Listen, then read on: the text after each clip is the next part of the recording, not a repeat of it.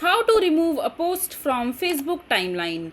Hello everyone, welcome back to our channel, and in this video I'm going to show you how you will be able to remove a post from Facebook timeline.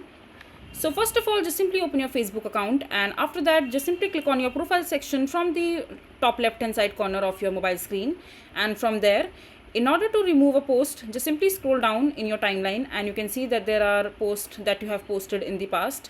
So for example, you want to remove this particular post right here, just simply click on the three dot menu icon from the post itself, and over here you will be able to see the option called move to trash. Just simply tap on it. Now just reconfirm your action while clicking on move from the pop-up, and now as you can see that this post has been removed from your timeline forever. So this is basically how you will be able to remove post from Facebook timeline. I hope you find this video to be helpful. So that is it for this video. If you find this video to be helpful, make sure to hit that like button and don't forget to subscribe to our channel for more such informative videos, and I'll see you the next time.